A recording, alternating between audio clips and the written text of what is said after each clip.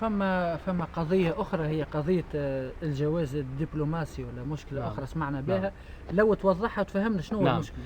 بلاه هذه قضية جواز دبلوماسي. أنا سمعت يعني عضو في الديوان الرئاسي يعني صرح بتصريحات الحقيقة أنا أظن أنها فعلا يعني مخجلة، ونحب نوضح للرأي العام حاجة مهمة جدا في الوظائف السامية في الدولة. لما واحد يكون مثلا عضو ديوان، أنا كنت عضو ديوان، كنت مستشار أول لدى رئيس الجمهورية مكلف بالإعلام برتبة يعني كاتب دولة. في الوظائف هذه لما حال تتم المهام في حالة استقالة مثلا أو حتى يعني إقالة إلى آخره، يبقى المسؤول يتمتع ببعض الامتيازات لمدة 3 أشهر. من بين الامتيازات هذه فما المنزل، فما السيارة، فما يعني الهاتف الجوال، وفما أيضا جواز السفر.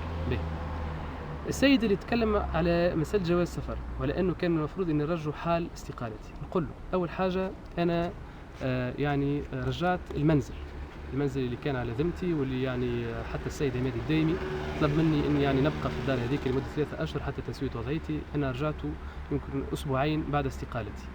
السيارة أيضا أرجعتها قبل انتهاء مدة التمتع بهذا الامتياز، 3 أشهر بعد استقالتي رجعتها. أيضا الهاتف الجوال هذا رجعته يوم 14 جويلية.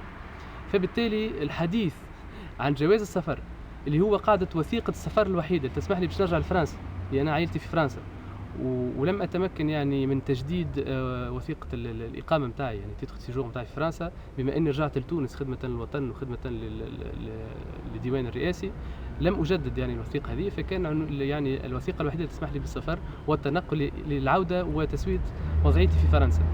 بالتالي يعني أنا لو كان عندي مطامع في امتيازات مادية لاحتفظت بالسيارة والهاتف والجوال، ولكن احتفظت بجواز السفر لأنه هو اللي باش يمكنني باش نشوف عائلتي وأولادي.